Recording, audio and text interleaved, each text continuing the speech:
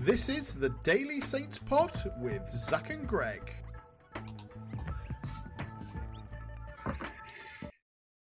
Hello and welcome back to the Daily Saints Pod. My name is Greg, and as always today joined by my good friend and wonderful co-host Zach. And mate, the wins just keep on coming.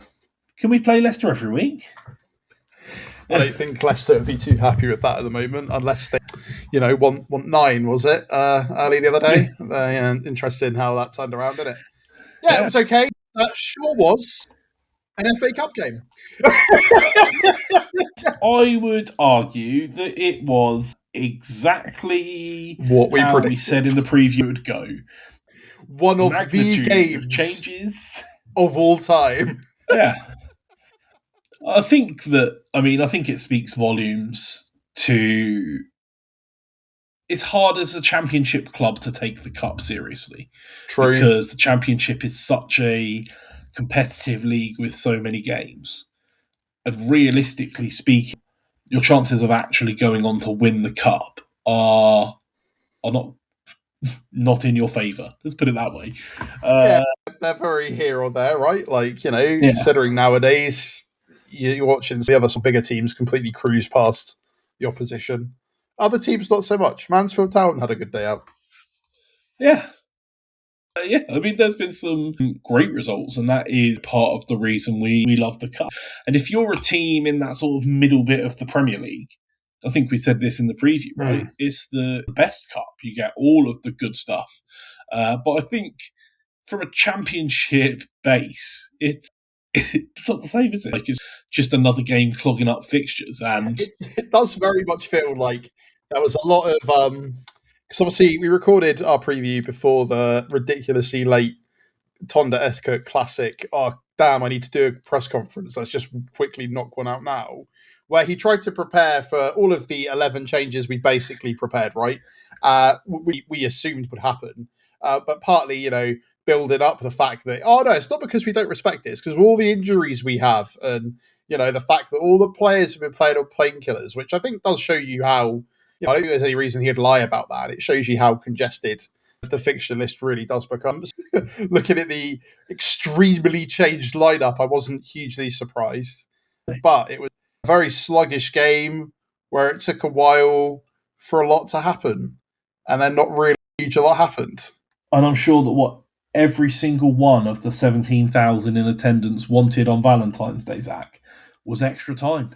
That's 100%. Everybody was really, really happy to get extra time. Leicester especially, and then we could rip out the rug from underneath them, where James Bree likes to score as he does in a cup. I think it's the first time he scored in the FA Cup, but he was like, the unsung hero of our absolutely terrible Premier League campaign. Because I very distinctly remember him scoring a really good goal. I want to say in the pink kit. Who was it against? Cardiff, was it? Some really good free. He scored in, I think it was the third, it was either the fourth and fifth or the third and fourth round of the Carabao Cup. And then he scored the winning penalty, I think also in the Carabao Cup. So, he just loves a cup goal, doesn't he? Yeah, it was the second round and the fourth round of the Carabao Cup, and the winning penalty in the third round at Everton that year. And now, the winner in this game. He clearly wasn't meant to play. It was only because Gillett went down, which kind of puts us in a bit of a crisis if anything happens to Bree at this point. Because that's Rorislev now confirmed out basically for the season. I think he's just had ACL surgery, which shows really how bad it's been for him. And I do think that it will end up going down as one of those signings where we just kind of forget he's here. I just feel bad for him more than anything else. That's just a really, really bad way to end your season. But obviously with Gillett, extending past the 90-minute mark and clearly not being able to manage that, it does potentially leave us with just Bree, who, there was probably a chance we would have never maybe recorded. Yeah, and someone that's out of contract in the summer, and if you've seen any of the post-match stuff, the club is aware, but he's out of contract in the summer, which is, specifically ominous, right? It really depends, right? From his perspective, now he's come back in, and we're doing really, really well, but he went out on loan because clearly we weren't that interested in having him. He struggled for game time last season. He went to Charlton under a manager that, does really, really like him. And according to that manager, whether it's stirring the pot or not, he wanted to stay at Charlton, didn't really want to go back. And if he did, he'd be expecting first team football. And boy, howdy, has he been given it. But what's to stop them? What's to stop next season the same thing happening again? Like Sugawara, they're trying to buy him a discounted price in Germany, so he may be back whether we like or not. Obviously, I don't really think that would displace Bree, to be perfectly honest, at the moment. But it also wouldn't surprise me if he's just like, nah, thank you very much, and off I go. Yeah. By the sounds of it, like we probably would have just let him. We'd probably just let him have his contract down unless we had a bit of a right back crisis, right? If Rorislav stayed fit and Gillette stayed fit and they didn't have these injuries, even if they weren't playing that well, I don't think we'd have brought him back personally. And, it's a kind of damning indictment to it's a shame lack of understanding about Championship football.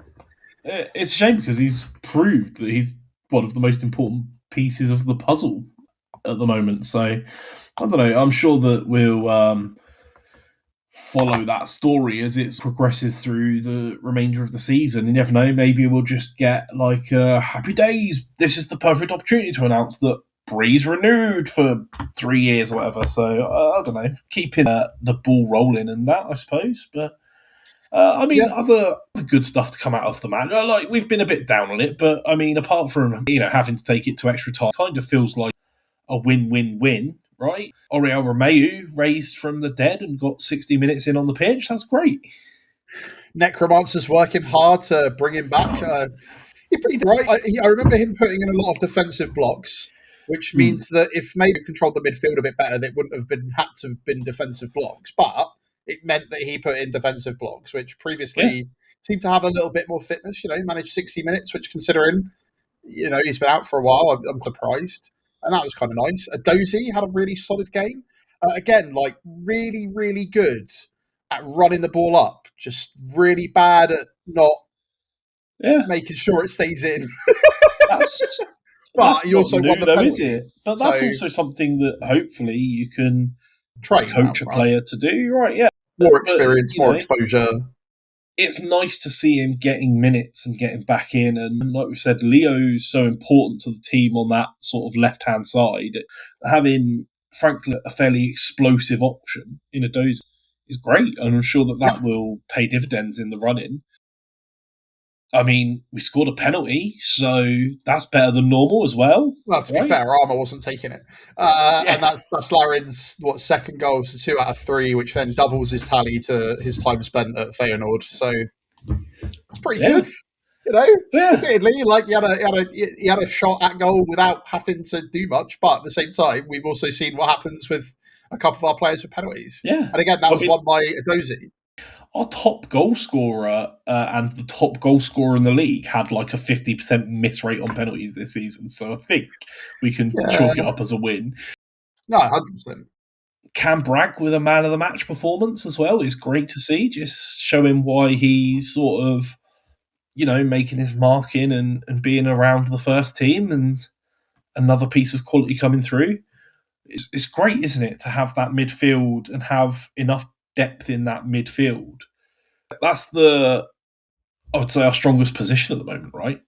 Yeah, Cam Bragg, Charles, Flynn Downs, Casper Yander, Romeu, Williams came on for his second game, so it was pretty solid for where we've been. It's all good stuff, mate. We did the job. Thought on Leicester's goal that's been described as truly spectacular. Goalkeeper should have done better. I mean, it's always fun to see any sort of level of bicycle kick, right? So it's always going to, I saw an attempt at a bicycle kick in a J League I was watching today, mate, and went straight to the keeper's hands. So if it come off, it'd been incredible. And that's kind of where it feels with, it wasn't like it was put with such power in the corner and it completely took off the hands of George Long. Yeah, it's not like Rooney-esque, but it was an overhead kick and it did go in, I suppose. Yeah, and they've got you've got to give them credit for, I'm not trying to say they're too much of a charity case considering, the level that Leicester wanted to put us to the sword the other day. But one of the club there, like a 17-year-old, come off for as like a starter. So they were pretty struggle busting through that game with the players they had, and it gave the away fans at least something to enjoy. But unfortunately, it did drag us to extra time, where I expected them to want to put the game to bed. And in actuality, what we did was put the entirety of the academy, because with the whole "we don't really care if we lose this" ethos, that seemed to very much the case, right? Yes, okay. Benazar's first team player came on the 75th minute for Archer, who I don't want to talk much about him. A bit anonymous, missed an absolute sitter from a really good ball as well. We have to talk about that specifically because that might be the worst miss of the season, surely. I mean, we're talking about a season where we've seen a player hit both posts with one shot, but that was... I mean, I'd put money on me to score that in that position. How did he put it wide? It's a bit of a struggle, isn't it? When you're down, and these things just don't go your way. Man, you can't get given a better opportunity than that, right? I think is the problem. And I know there'll be some sides that's like, oh, we need to support it and get behind him, but also it's like where we are league position, the time we have left to try and get to the playoffs, and it was an opportunity without as much pressure against a well-rotated Leicester side at home. And yeah, okay, he was played in a slightly different position, but again, like an opportunity like that, as a striker, you should be instinctively putting those away with a good ball through to him as well. So yeah, really down and out for the moment. And again, I don't know, there were rumours knocking around that he was incredibly disappointed that his move to Rangers collapsed. And I don't know what was said behind the scenes by the club, considering we've had a little bit of information from those that have come back and gone, such as Bree, who said, yeah, it was fine, apart from the fact that no one told me anything. And I very much feel like that's probably been similar situation here. I don't know if they sat down with him and said, if Armstrong goes to Wolves, this entire move collapses and we keep you. Or that was being discussed about in the media and we were aware of it. And behind the scenes, they didn't think that was going to be the case, right? Who really knows? But either way, it's going to do something to your psyche, and then clearly that's had an effect on the field more than it probably should have. And I don't really know what you do to fix it. Maybe give some time out in the under-21s, but would you take that as an insult? Really, I don't know, because they need something else. But at the same time, Kunle came on and a pretty okay cameo performance. Didn't pick up a goal, but again, that was all of the academy players were brought on. Do you give him a run out with Romeu in the under-21s, get him scoring some goals in PL2 and go from there? I don't really know what you'd do, to be honest. Yeah, I don't know. It's a difficult situation. I mean, you kind of feel like... I don't know, you kind of feel like if Larin and Stewart between them have enough fitness to make 90 minutes, that'll be the play in the first team. So. If he's supposed to offer something different at the moment, it's something different is us not going to, us definitely not scoring, right? Yeah. And that's the problem. And, I don't know if it's just a matter of confidence. And we've seen him scored some good goals. And I think we chatted about some statistics, and you said the statistics don't make sort of good viewing, but also, when you count 5 minutes off the bench as an appearance, as a full appearance, that's a problem. It's the same thing we actually discussed about Cole Larin before in our profile episode about him. Is okay, he's had X, Y amount of appearances. Same with his appearances this year for Feyenoord, right? And then how many of those have been 5-minute cameos, That's it, right? It's the context that's important. But that said, we have seen in 4 or 5 games across the course of this season, Tuesday and Saturday included, that he's had games where he's been able to start and not really had the impact that you'd want for one reason or another. And, like I say, sometimes he's been hard done by just not playing the way that's going to suit his strengths. But also, it's really difficult. And it's such a position on the pitch that's so entirely based on confidence. I don't see any way to build his confidence back up. At this point, it's such a struggle, aside from one just bouncing off him and going in, but you just feel like nothing's going for him at the moment, and it's such a tough thing when we're now heading to the stage of the season where every game is, we talked about every game being basically a 6-pointer, right? So yeah, and I'd also point out like the Scottish Premiership isn't an absolute walkover. Like you can tell by the fact that Russell Martin thought he'd walk in with his tactics and get like. Yeah, I know that you might shrug, might put your eyebrows up at it, mate. But at the same time, to put him into those teams, put him star striker in a team that currently is like essentially pushing to, they're currently second. They could be pushing to, take the title off of Hearts, right?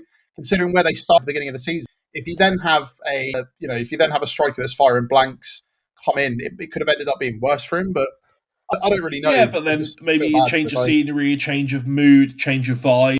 Like he's a player that's proven in the past he can score goals. It's not like there's not ability in there. It's just, we've seen him score some tremendous goals for us on occasion. It's just, something. I don't know. It's a shame, but I don't know what the answer is. It wasn't either way. It wasn't the performance we hoped for. No. That would be in the FA Cup, right? It wasn't the most ideal situation, but there was some other good performances elsewhere, right? Like as you said, Rene. I think Quashie struggled a little bit. Ozzy struggled probably more. I think it was a very physical battle, and he kept losing it. It's not really his fault, but it just happened to be one of the things I picked up. But been out of practice a little bit, not really with not been partnered with Wood in a while, so I'm not really surprised. But other than that, Manning had an all right game, apart from picking up a card towards the end. But considering, especially from what we were told, Wellington is out with an injury. So it wasn't just like a knock. I think that's slightly worrying because if he's picked up something bad again, it might be in 15-man again Saturday. And I don't know if I'd be devastated by that, but we know that he has been one of the places that defensive frailty has, taken hold. But he's right to come on towards the end, right?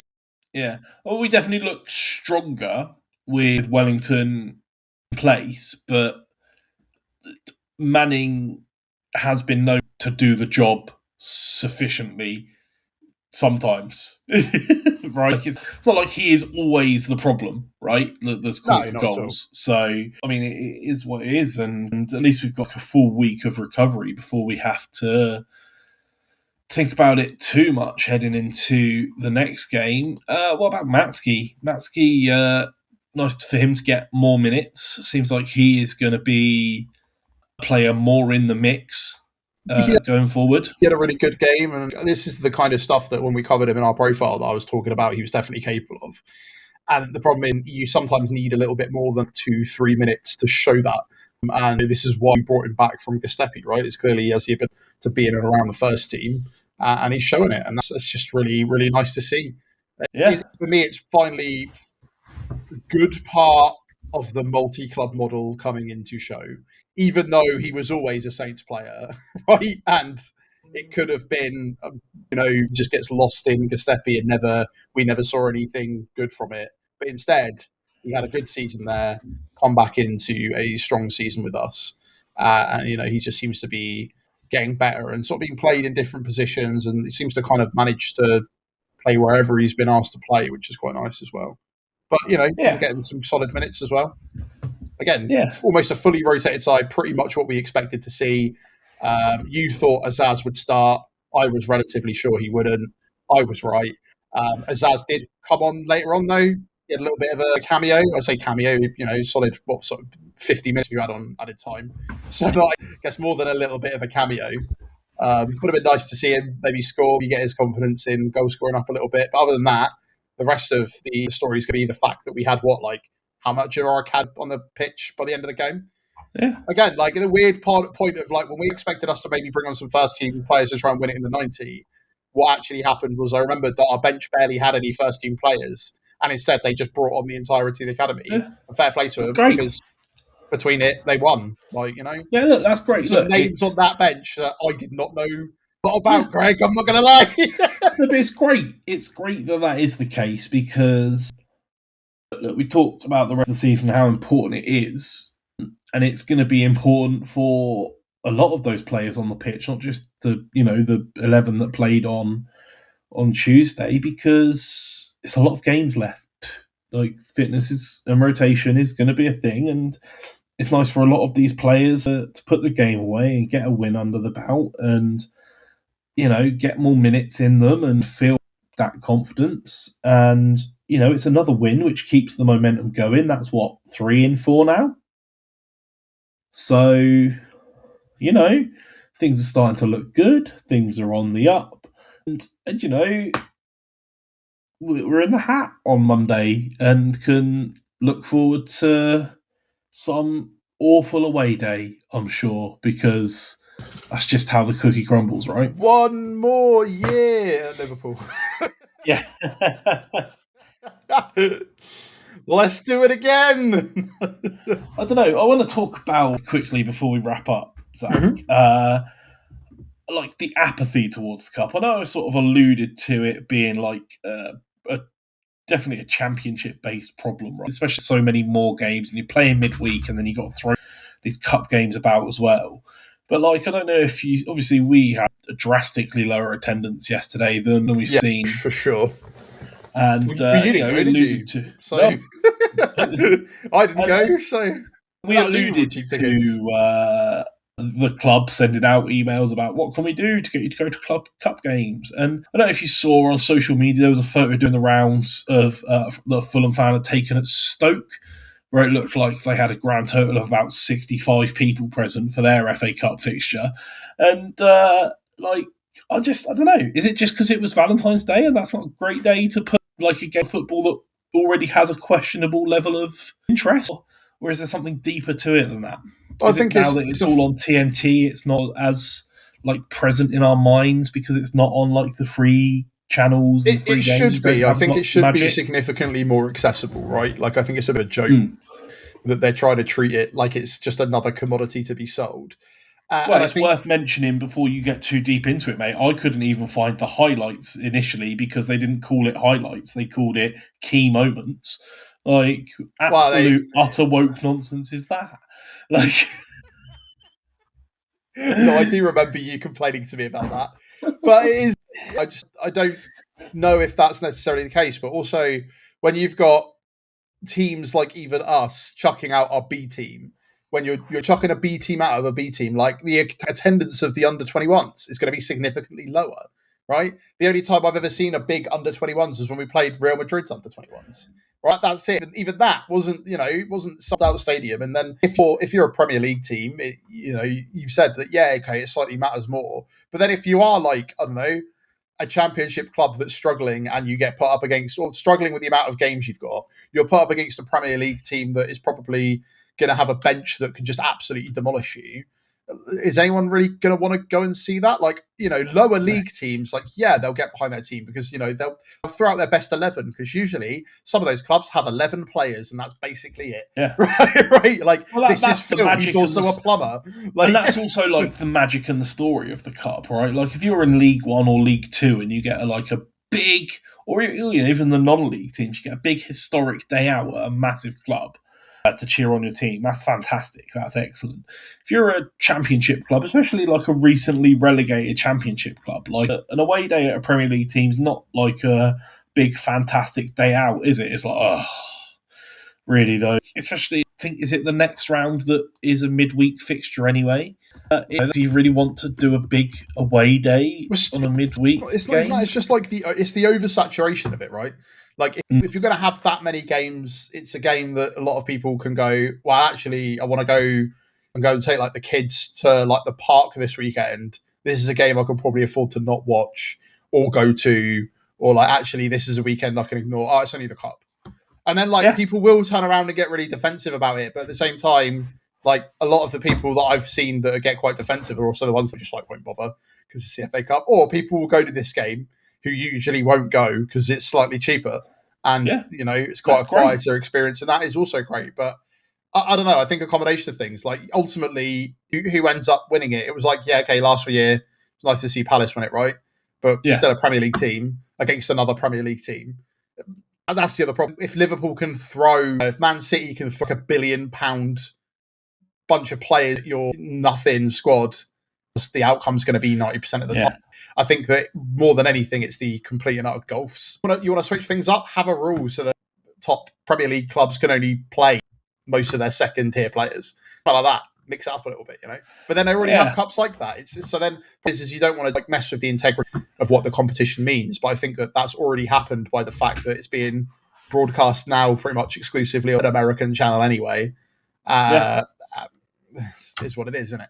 I just think that it's just not as in the zeitgeist, and I think with the more games that you have across the board, across the clubs now, and the fact that there's a desire for that, the cup is either a place to go when you want to go because it's cheap, a game to go to because it's slightly calmer, or if you're somebody that consumes every piece of Saints content like we do, yeah, of course, we'll watch it. But at the same time, it's like, do I care? Not as much because of exactly the reasons you pointed out, which I'm not repeat.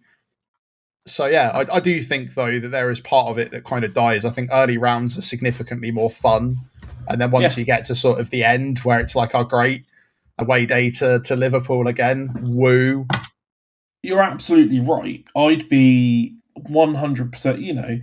First of all, like I pay a lot of money for my season ticket, right? And on top of the season ticket, it costs me £6 a time to park, plus petrol, plus drink and food at the ground, right? Like, it's not like it's a free day out because I've got a season ticket.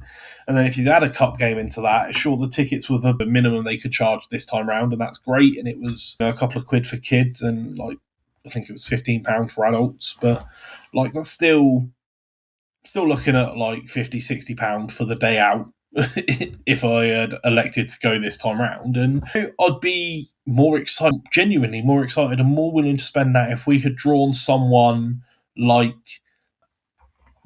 Grimsby or like Mansfield, right? That's like an exciting draw that's got a bit of cup magic to it. I'm far more likely to attend a fixture like that than, literally the team that we were supposed to play on this day in the league anyway, at a different venue, right?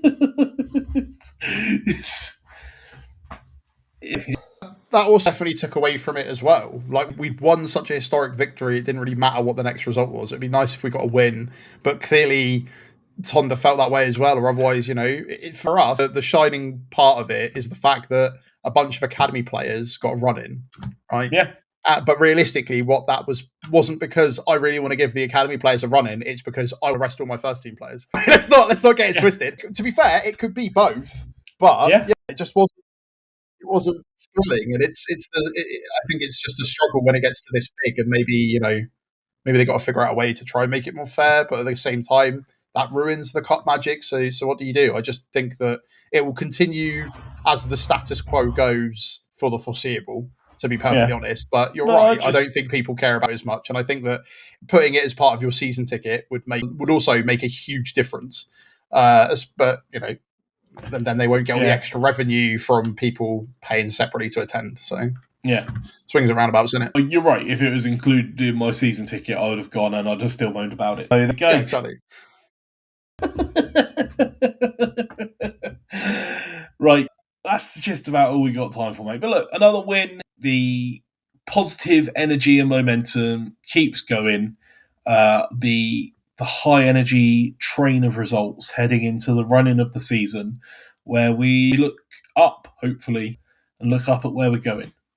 And good run out for the academy as well, which is always something nice to hear. See, good goal for Larin, good goal for Bree. Minutes in the bank for Dozy, Romeo, and that lot, and a double over Leicester in less than a couple of days. So and a triple over Leicester in the season, right? There you go. Unfortunately for Leicester, they, without even playing in the league, drop into the relegation zone. So not a great week from that side of the turnstile, but there we go. Greg, they want 9. Indeed. All right. Well, look, that is all we've got time for. So thank you, Zach, as always, for joining me, and thank you, everyone, for listening. Let us know your opinions. How excited are you to be in the next round of the FA Cup? And let us know who you would like to draw. We are Daily Saints Pod everywhere on all of the social media. X, Blue Sky, TikTok, Instagram, Facebook, YouTube. Everywhere, hit us up, Let us know how you're feeling. And while you're there, why not drop a like and a subscribe? It goes a long way to help, and we love hearing from you. We will be back tomorrow to talk some more Saints and football goodness. But until then, I hope you all have a wonderful day, and we'll see you then. This is the Daily Saints Pod with Zach and Greg. Liverpool away, away, away.